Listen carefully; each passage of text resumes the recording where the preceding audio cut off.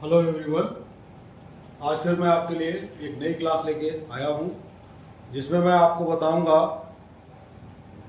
कि इनपुट कैसे लिखें। कल मैंने बताया था सी लैंग्वेज में आउटपुट कैसे लेते हैं, तो आउटपुट के लिए प्रिंटफ फंक्शन यूज होता है। ऐसे ही इनपुट लेने के लिए इनपुट का मतलब क्या है? इनपुट का मतलब है कि अगर हमने वेरिएबल डिक्लेयर किया है इंट x और x इज इक्वल टू 10, तो ये भी एक इनपुट है। ये क्या है? इनपुट है। लेकिन इस इनपुट की प्रॉब्लम क्या है? इस इनपुट की प्रॉब्लम ये है कि x में हमने 10 दे दिया और ये हमेशा 10 ही रहेगा। प्रोग्राम रन कराने के बाद भी ये क्या रहेगा? 10 रहेगा। तो 10 रहने के लिए जैसे एक एग्जांपल लेते हैं, write a program, write a program to add two numbers।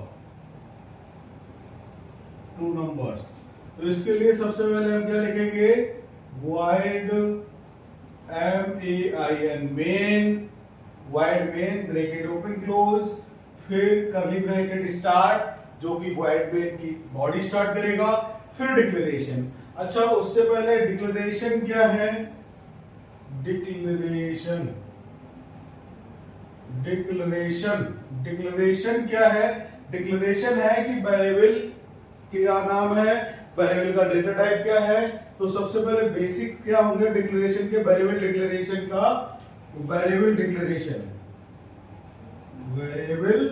Declaration इसका बेसिक क्या होगा? सबसे पहले आएगा डेटा टाइप। सबसे पहले क्या आएगा? डेटा टाइप स्पेस मतलब खाली जगह है। उसके बाद आएगा वेरिएबल नेम।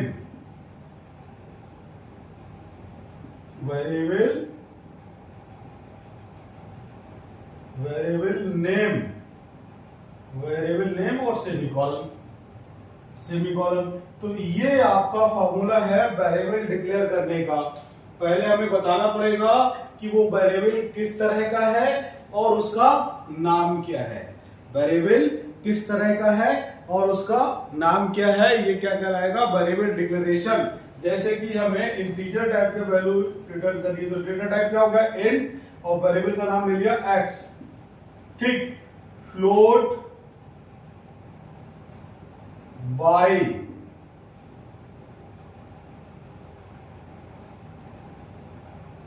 कैर m, जो भी नाम लेना चाहे। बस ये नाम जो है x y m, ये नाम आइडेंटिफायर रूल्स के अनुसार होने चाहिए। आइडेंटिफायर रूल्स कौन से हैं? कि नो कीवर्ड नहीं होना चाहिए, नो स्पेस, उसके बीच में स्पेस नहीं होना चाहिए, और आपका no special symbol except underscore को छोड़कर कोई स्पेशल सिंबल नहीं होना चाहिए, और चौथा नंबर से स्टार्ट नहीं होना चाहिए। ये 4 नियम फॉलो करते हुए हम वेरिएबल के नाम रखेंगे। ठीक है, ये 4 नियम कौन से हैं? कीवर्ड नहीं होना चाहिए पहला, दूसरा नंबर से स्टार्ट नहीं होना चाहिए, तीसरा स्पेस नहीं होना चाहिए बीच में, चौथा आपका कोई भी स्पेशल सिंबल यूज नहीं होगा सिवाय अंडरस्कोर के। अंडरस्कोर होना चाहिए, उसके अलावा और कोई स्पेशल सिंबल आप यूज नहीं कर सकते। अच्छा, एक ही वेरिएबल डिक्लेयर नहीं कर सकते, आप मल्टीपल वेरिएबल डिक्लेयर कर सकते हैं एक साथ। जैसे कि इंटीजर में हमें 3 वेरिएबल चाहिए, तो इंट x, y, z, आप लगातार 3 वेरिएबल डिक्लेयर कर सकते हो कॉमा लगा के। लास्ट में सेमीकोलन लगेगा। लास्ट में क्या लगेगा? सेमीकोलन लगेगा। तो कॉमा लगा के आप एक साथ मल्टीपल वेरिएबल कर सकते हो, एक ही डेटा टाइप के, अलग अलग डेटा टाइप के नहीं, एक ही डेटा टाइप के मल्टीपल वेरिएबल डिक्लेयर कर सकते हो। वेरिएबल कैसे डिक्लेयर करेंगे? एक ही डेटा टाइप के मल्टीपल वेरिएबल एक ही लाइन में डिक्लेयर कर सकते हैं, अलग अलग लिखने की जरूरत नहीं है। Int x, int y, int z ऐसा लिखने की जरूरत नहीं है।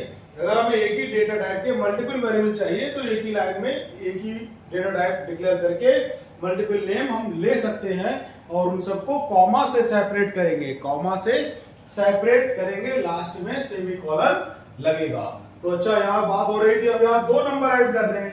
सबसे पहले हमें प्रोग्राम पढ़ना है और प्रोग्राम पढ़ने के बाद हमें पता करना है कि इसमें करना क्या है। तो सबसे पहला स्टेप हमारा ये होना चाहिए कि नंबर ऑफ वेरिएबल्स कितने होंगे, नंबर ऑफ वेरिएबल्स कितने होंगे। अब हम इस प्रोग्राम को पढ़ते हैं। Write a program to add 2 numbers, 2 number को जोड़ने का एक प्रोग्राम बनाइए। तो 2 नंबर को जोड़ने के लिए पहले 2 नंबर चाहिए, तो उन 2 नंबर को स्टोर करने के लिए 2 वेरिएबल चाहिए होंगे, फिर तीसरा वेरिएबल भी चाहिए जो कि उन दोनों का जोड़ को स्टोर करेगा, उन दोनों के एडिशन को स्टोर करेगा। तो कितने वेरिएबल चाहिए हमें? टोटल 3 वेरिएबल चाहिए। अब 3 वेरिएबल का डेटा टाइप क्या होना चाहिए? दूसरी सबसे बड़ी दिक्कत ये आती है कि उसका डेटा टाइप क्या होगा। दूसरी सबसे बड़ी प्रॉब्लम क्या आती है कि डेटा टाइप क्या होगा। पहले सबसे बड़ी प्रॉब्लम होगी कि कितने वेरिएबल चाहिए। अच्छा, ये पता भी कर लिया आपने प्रोग्राम पढ़ के, तो दूसरी प्रॉब्लम क्या आनी है कि उसका डेटा टाइप क्या होना है। तो ये जो नंबर तो हम ऐड कर रहे हैं, तो नंबर कितने तरह के होते हैं? या तो फ्लोट होंगे या इंटीजर होंगे। या तो नंबर कैसे होंगे? फ्लोट में होंगे या इंटीजर होंगे। कैरेक्टर में स्टोर ले नहीं सकते क्योंकि कैरेक्टर पर अर्थमेटिक ऑपरेशन नहीं होगा। जब अर्थमेटिक ऑपरेशन नहीं होगा तो एडिशन होगा नहीं, इसीलिए कैरेक्टर में हम नंबर को स्टोर नहीं कर सकते। तो चाहे हम फ्लोट ले लें चाहे इंटीजर ले लें, ठीक है। तो हमने क्या किया, यहां पर इंटीजर टाइप के वेरिएबल ले लिए, a, b, c, 3 वेरिएबल ले लिए, 2 नंबर स्टोर करने के लिए और तीसरा जोड़ने के लिए, ठीक है। या तो हमने क्या किया, अब ये हो गई डिक्लेरेशन। ये क्या हो गई? डिक्लेरेशन, ठीक है। दूसरा पॉइंट क्या आना चाहिए? इनपुट। अब इनपुट का बात हो रही थी, तो इनपुट में क्या होगा? a = 10 और b = 20 ये दे दिया। तो ये क्या हो गया? ये हो गया आपका इनपुट। ये क्या होगा? डिक्लेरेशन के बाद इनपुट आती है। मैंने बताया था, प्रोग्रामिंग स्ट्रक्चर बनवाया था कि सी का प्रोग्रामिंग स्ट्रक्चर क्या है। तो सबसे पहले डिक्लेरेशन होती है मेन के अंदर, फिर क्या होता है? इनपुट होता है। तो डिक्लेरेशन ये हो गई। अब ये क्या हो गया? आपका इनपुट। उसके बाद आ गया c = a + b। ये क्या हो गया? ये हो गया प्रोसेस। ये क्या हो गया? प्रोसेस हो गया। जोड़ना क्या हो गया? प्रोसेस। अब इसके बाद रिजल्ट प्रिंट कराना है, तो प्रिंट सम = अब चूंकि ये इंटीजर है सी को प्रिंट कराना होगा। रिजल्ट किसमें आया है? सी में आया है। सी में कितना आया है? 30। तो सम हमें सी प्रिंट कराना है, तो इंटीजर टाइप का है, तो यहाँ फॉर्मेट स्पेसिफायर क्या आएगा? %d और डबल कोट्स क्लोज कॉमा क्या आएगा? सी क्या करेगा? सी की वैल्यू यहां पर डी प्रिंट करा देगा। तो ये क्या हो गया? आउटपुट। ये क्या हो गया? आउटपुट। तो ये आपका प्रोग्रामिंग स्ट्रक्चर हो गया। उसके बाद यहां क्या लगाते हैं? Get ch। ये क्या करेगा? ये आपको होल्ड करके रखेगा सारे प्रोग्राम के आउटपुट को। जो आपको आउटपुट आया है, तो प्रोग्राम का आउटपुट क्या आएगा आपके पास? ये आएगा sum = 30। प्रोग्राम का आउटपुट क्या आएगा? sum = 30। तो ये रहेगा आपका प्रोग्राम। तो इसमें हमें सबसे पहले क्या पहचानना है कि कितने इस प्रोग्राम में वेरिएबल चाहिए। दूसरा नंबर, उन वेरिएबल्स का डेटा टाइप क्या होगा। तीसरा नंबर, उसमें इनपुट लेना है। चौथा नंबर, प्रोसेस करना है। पांचवा नंबर, आउटपुट देना है। तो और फिर गेट ch लगा के प्रोग्राम क्लोज। ये मेन की बॉडी है। ये क्या है? मेन बॉडी है। ये क्या है? मेन फंक्शन की बॉडी, मेन बॉडी, ठीक है। इसके अंदर ही प्रोग्रामिंग होनी है। यहीं पर आपको इंस्ट्रक्शंस लिखी है। ये सब क्या है? इंस्ट्रक्शंस है। ये सभी क्या है? इंस्ट्रक्शंस है। तो ये आपका था। अच्छा, एक्चुअल में प्रोग्राम क्या होगा? एक्चुअल में प्रोग्राम ये जो मैंने लिखा है, ये समझाने के लिए लिखा है। एक्चुअल में प्रोग्राम होगा वो ये होगा, ये चीजें नहीं होंगी, ये तो मैंने सिर्फ समझाने के लिए लिखी है, ये नहीं होंगी। ये एक्चुअल में प्रोग्राम ये होगा, इतना, ये वाला प्रोग्राम लिखना होगा आपको ब्लू स्क्रीन पर, जो कि कंपाइलर में आएगी। ठीक है, तो ये प्रोग्राम लिखना है इतना। ठीक है, तो ये हो गया। अब प्रॉब्लम यहां पे है, इनपुट की बात चल रही थी, तो प्रॉब्लम है यहां पर। प्रॉब्लम क्या है? ये 10 और 20 डिक्लेयर यहां हमने दे दिए, तो इसका तो आंसर हमें पता है 30 आएगा। ठीक है, प्रोग्रामर को इसमें यूजर कुछ नहीं कर सकता। प्रोग्रामर और यूजर में फर्क समझिए। प्रोग्रामर वो है जो प्रोग्राम बना रहा है, और यूजर वो है जो प्रोग्राम को चला रहा है।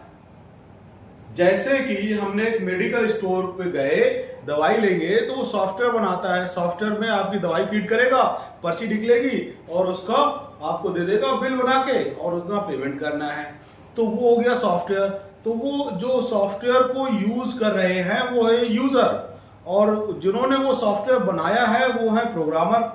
तो यूजर को प्रोग्रामिंग के बारे में कुछ पता नहीं है, तो ये जो है ये प्रोग्रामर इनपुट दे रहा है, यूजर इनपुट नहीं दे रहा है। यूजर इनपुट देगा रन कराने के बाद, यहां तो लेकिन ये रन कराने से पहले इनपुट आ रहा है, तो उसके लिए रन कराने के बाद इनपुट ले, उसके लिए हमें दूसरा फंक्शन चाहिए। उस फंक्शन का नाम है स्कैनर। तो इनपुट फंक्शन की बात करते हैं, इनपुट फंक्शन की बात करते हैं, उसका नाम क्या है? स्कैनफ। जैसे कि प्रिंटफ था उसी तरह से स्कैनफ है। देखिए कैसे होगा, यहां समझ लीजिए। इनपुट फंक्शन कौन सा है? आउटपुट फंक्शन कौन सा था? बताया कमेंट में। आउटपुट फंक्शन कौन सा पढ़ाया था? अब इनपुट फंक्शन है स्कैनफ, स्मॉल में ही लिखेंगे स्कैनफ। ये है आपका इनपुट फंक्शन। अब इसमें इसका सिंटैक्स क्या है? देखिए, scanf, scanf bracket start double quotes, इसके अंदर आएगा format specifier, format specifier double quotes close, comma, address operator, address operator, और यहां पर वेरिएबल नेम, वेरिएबल नेम, और ये ब्रैकेट क्लोज और सेमीकोलन। ये आपका स्कैनफ का फार्मूला है, ये स्कैनफ का फार्मूला है। Scanf bracket start double quotes start format specifiers, %d, %f, %c, %i, ये सब आ जाएंगे। फिर डबल कोट्स क्लोज, कॉमा, फिर एड्रेस ऑपरेटर, इसे बोलेंगे क्या? Address operator, address operator, address operator, और फिर उसके बाद वेरिएबल नेम। इसका कार्य ये है, जो ये फॉर्मेट स्पेसिफायर वैल्यू लेगा, इनपुट लेगा, उस वैल्यू को इस वेरिएबल वाले एड्रेस पर ले जाना, एड्रेस ऑपरेटर। इसका कार्य क्या है? इस वेरिएबल का एड्रेस देना इस स्पेसिफायर के लिए, इस स्पेसिफायर की वैल्यू के लिए इसका एड्रेस देना, बताना कि भैया ये वैल्यू यहां पर स्टोर हो, कि तुम चले जाओ यहां पर, यहां स्टोर हो जाओ जाके, यहां लेट जाओ जाके। तो वही चीज यहां पर क्या है? ये एड्रेस ऑपरेटर, ये उल्टा एस बनाएंगे, उल्टा एस, एंड बोलते हैं, एम% भी बोलते हैं, इसे क्या बोलते हैं? एम% भी बोलेंगे, एम%। ठीक है, तो ये आपका वेरिएबल नेम यहाँ आ जाएगा। अब इसका जरा एक और देखते हैं, जैसे कि यहाँ इनपुट लेना है, तो यहाँ क्या जाएगा? स्कैनर इंटीजर वेरिएबल में लेना है, जैसे इंट एक्स में लेना है, एक्स में लेना है। तो क्योंकि ये फॉर्मेट स्पेसिफायर कौन डिसाइड करेगा? Data type. तो डेटा टाइप हमारा जरूरी है, तो यहां पर क्या आ जाएगा? स्कैनफ डबल कोट्स, और यहां एक वेरिएबल लेना है, तो 1% d double quotes close, comma address operator और x। तो ये जो वैल्यू इनपुट लेगा परसेंट डी वो कहां चला जाएगा, x पर स्टोर हो जाएगा जाके। ये वैल्यू कहां स्टोर हो जाएगा, x पर स्टोर हो जाएगा।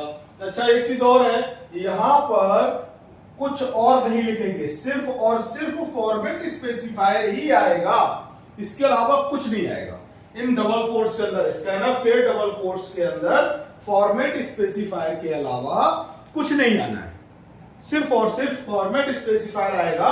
जैसे प्रिंटफ में बहुत सारी चीजें आ जाती हैं यहाँ, क्योंकि यहाँ प्रिंट कराना है इसलिए बहुत सारी चीजें आ जाएंगी, लेकिन यहाँ पर हमें प्रिंट नहीं कराना है, सिर्फ इनपुट लेना है। तो यहाँ हमें किसी और चीज से मतलब नहीं है। तो जो हमें वेरिएबल में इनपुट लेना है उसका डेटा टाइप का फॉर्मेट स्पेसिफायर लगा के और उसका वेरिएबल नेम दे देंगे और एड्रेस ऑपरेटर के द्वारा, जिससे कि ये वैल्यू जो ली गई है इनपुट वो इस एड्रेस पर, एक्स वाले एड्रेस पर चली जाएगी। ठीक है, तो यहाँ इन डबल कोट्स के अंदर सिर्फ और सिर्फ फॉर्मेट स्पेसिफायर आएगा और कुछ नहीं आएगा। जैसे कि अगर दो वैल्यू लेनी है, एक्स और वाई दो में इनपुट लेना है, तो क्या जाएगा, स्कैनफ डबल परसेंट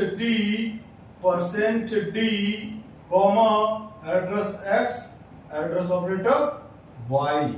ठीक, तो यहां पर देखो एक चीज नोटिस करने वाली है, यहाँ सिंगल था तो एक ही परसेंट डी लगा, यहाँ दो इंटीजर टाइप की वैल्यू लेनी है इनपुट एक्स और वाई में, तो यहाँ 2% डी लगेंगे, 2% डी लगेंगे, लेकिन बीच में कॉमा नहीं लगेगा, कोई भी सिंबल नहीं लगेगा, ना ही स्पेस आएगा, ना ही कोई सिंबल लगेगा। डायरेक्ट आपको परसेंट डी लिखना है, फिर परसेंट डी लिखना है। फॉर्मेट स्पेसिफायर को सेपरेट नहीं करना है, ऑटोमेटिकली सेपरेट कर लेगा। सेपरेट यहां पर किसी भी कॉमा वगैरह से सेपरेट नहीं करना है, नहीं करना है।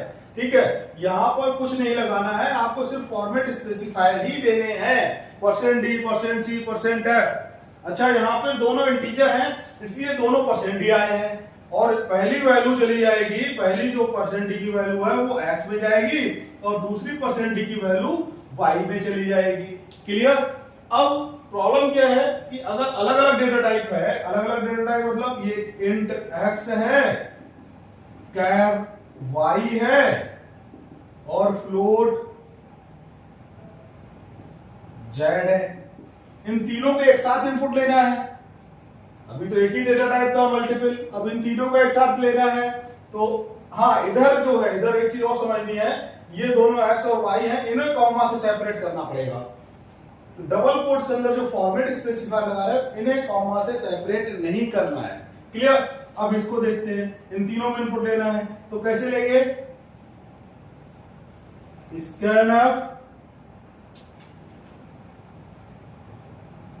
पहले क्या लेंगे, जिस सीक्वेंस में इनपुट लेना है उसी सीक्वेंस में हम फॉर्मेट स्पेसिफायर देंगे। पहले इंटीजर लेना है, जरूरी नहीं पहले इंटीजर, पहले कैरेक्टर भी ले सकते हैं, लेकिन अगर हम पहले इंटीजर दे रहे हैं तो परसेंट डी, पहले परसेंट डी, फिर कैरेक्टर लेना है तो परसेंट सी, फिर फ्लोट लेना है तो percent F, double quotes close, comma.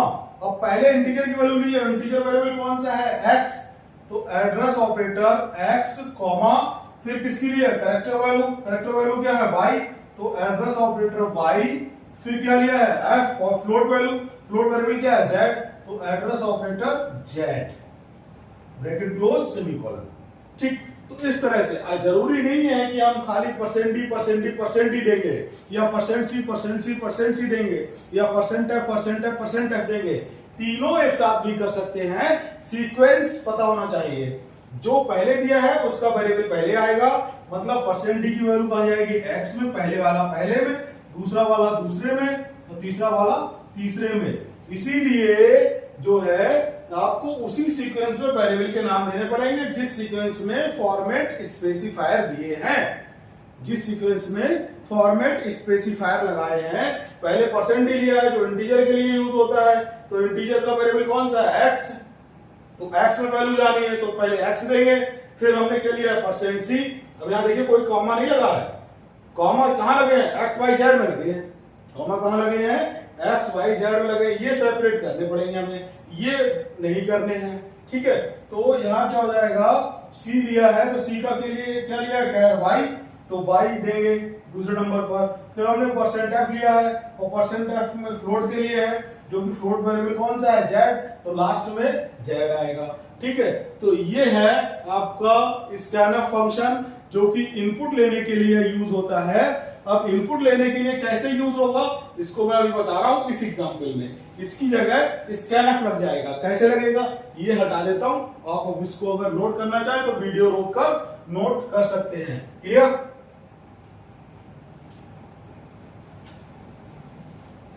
तो देखिए फायदा क्या है इसका फायदा ये है कि अगर आप इनपुट देते हैं तो रन होने के बाद आप उसको इनपुट दे पाएंगे, रन होने के बाद आप उसमें इनपुट दे पाएंगे। तो यहां पर देखिए इन दोनों की जगह क्या लिख सकते हैं हम। अब यहां पर एक चीज और इंपॉर्टेंट है, देखो स्कैनफ, अब ये कैसे है, ए और बी इंटीजर है, तो हमें क्या लगाना होगा यहाँ पर, परसेंट डी, कितने परसेंट डी, 2, क्योंकि 2 इनपुट ले रहे हैं, परसेंट डी, ठीक है, डबल कोट्स क्लोज, कॉमा, पहला वेरिएबल कौन सा है, ए, दूसरा वेरिएबल कौन सा है, बी, और सेमीकोलन। ठीक, अब इसमें क्या है, ये जो आएगा ये कुछ इस तरह की स्क्रीन जो कंसोल की आएगी, ये स्क्रीन आएगी कंसोल ब्लैक कलर की, इस पे खाली ब्लिंक होता हुआ यहाँ पे कर्सर आएगा, ब्लिंक होता हुआ। अब आपको क्या पता क्या इनपुट देना है। यूजर, प्रोग्रामर यूजर नहीं है, यूजर हुआ जिसको प्रोग्रामर ने प्रोग्राम बना के दिया है। अब प्रोग्रामर तो पता नहीं, प्रोग्रामर को तो पता है कि इंटीजर वैल्यू इनपुट करानी है, लेकिन यूजर तो नया है, उसे क्या पता, कोई दूसरा बैठ गया आकर रन कराने के बाद, उसे क्या पता क्या इनपुट देना है। तो इसके लिए मैसेजिंग देनी होती है। मैसेजिंग कहां देंगे, इनपुट स्कैनफ लगाने से पहले, स्कैनफ लगाने से पहले प्रिंटफ लगा देंगे, प्रिंटफ इंटर टू नंबर, ये ऐसा ही प्रिंट हो जाएगा। प्रिंटफ में हम जो भी देते हैं ऐसा ही प्रिंट होता है फॉर्मेट स्पेसिफायर को जोड़कर। तो यहां पर क्या लिख के आ जाएगा, इंटर टू नंबर। अब कोई भी बैठा हो उसे पता है यहां मैसेज लिख के आना है इंटर टू नंबर, तो इसीलिए स्कैनअप से पहले हमें ये मैसेजिंग है, इसे क्या बोलते हैं, मैसेजिंग। तो ये मैसेज देना इंपॉर्टेंट है। वो मैसेज क्या होना चाहिए, जो इनपुट ले रहा है उससे रिलेटेड मैसेज होना चाहिए।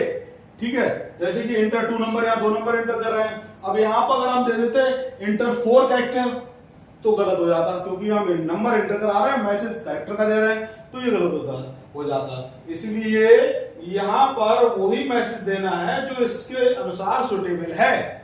ठीक है, तो ये जब ये लगा देंगे तो इसकी जरूरत नहीं है, ये फिक्स था। अब ये डायनामिक हो गया। अब ये जो था a = 10, b = 20, ये इसकी जगह ये आ गए, और यहाँ पर ये जो है ये डायनामिक हो गए, ये स्टैटिक थे। स्टैटिक का मतलब फिक्स थे, ये 10 और प्लस 20 ही होता। अब क्या होगा, ये सबसे पहले यहाँ के बाद यहाँ आएंगे तो यहाँ ये नंबर आएगा। अब ये जब 2 नंबर देंगे, यहाँ पे दे दिया 25 और फिर इंटर करेंगे। नंबर देने का सीक्वेंस क्या है, 25, कोई नंबर दिया फिर इंटर किया, इंटर करने के बाद यहां दे दिया आपने 50, 25 और 50। अब जैसे ही इंटर करेंगे तो आपका प्रिंट होके आ जाएगा सम = 75, सम = 75, ये आउटपुट आ गया। अच्छा, इंटर करने जरूरी नहीं है, यहां पर स्पेस देके भी काम चला सकते हैं। 25 स्पेस 50, दो तरह से इनपुट ले सकते हैं, 25 स्पेस 50, 25 के बाद स्पेस फिर 50, तो भी वो दोनों में इनपुट ले लेगा, या फिर 25 इंटर 50 सेकेंड नंबर। ये कोई भी नंबर हो सकता है, ये नंबर कुछ भी हो सकते हैं। पहली बार 25 दिया फिर 50 दिया तो 75 आ गया। अब यही हम 125 कर दें, ये 125 और ये 50, तो ये क्या आ जाएगा, 175 आ जाएगा आंसर। तो यहां पर देखिए ये डायनामिक हो गया, ये नंबर बदले जाएंगे तो ये आंसर भी बदलेगा। वहां फिक्स था, ये रन होता प्रोग्राम तो 10 और 20 को ही जोड़ता, इसके अलावा कुछ नहीं जोड़ता। यहाँ पर क्या है, जो नंबर हम यहाँ एंटर करेंगे वही नंबर को जोड़ेगा। तो ये फायदा है स्कैनफ का। और मैसेज इंपॉर्टेंट है। अच्छा, प्रोग्राम रन कैसे होगा, सबसे पहले मेन पर आएंगे। मेन में क्या करेंगे, इंटीजर टाइप के 3 वेरिएबल डिक्लेयर कर दिए ABC, फिर ये enter two number message print करा, फिर हमने 2 नंबर एंटर किए। तो पहला नंबर कहाँ चला गया, A में, दूसरा नंबर कहाँ चला गया, B में। मतलब पहला जो है 125 कहाँ चला गया, A में, और 50 कहाँ चला गया, B में। ठीक है, फिर यहाँ आए, इसके बाद sequentially top to bottom approach है, टॉप से लेके बॉटम तक जाना है। तो यहाँ C में क्या आया, A प्लस B, A में क्या है 125, इसमें क्या है 50, 125 और 150 क्या होगा आपका 175, 175। यहाँ पर देखिए ये क्या आया, यहाँ पर 125 और 50, ये क्या हो गया 175। तो 175 यहाँ पर सम आ जाएगा, sum is equal to %d, और C की वैल्यू क्या है %d में प्रिंट हो जाएगी। तो ये क्या हो जाएगा 175 यहाँ पर प्रिंट हो जाएगा। तो यहाँ पर फिर मैं बताना चाहूंगा कि प्रिंटफ में एंटर टू नंबर ये मैसेजिंग है, ये इंपॉर्टेंट है लेकिन कंपलसरी नहीं है। ये याद रखना है, अगर आपको पता चल रहा है कि इनपुट क्या देना है तो इसे लगाने की जरूरत नहीं है, अगर नहीं पता चल रहा है कि इनपुट क्या देना है तो इसे लगाने की आवश्यकता है। इसका ना %d इसमें आपको क्या करना है, ये आपको 2 फॉर्मेट स्पेसिफायर देने हैं जो कि इनपुट देंगे। ठीक है, इनमें कोई कॉमा नहीं लगाना है।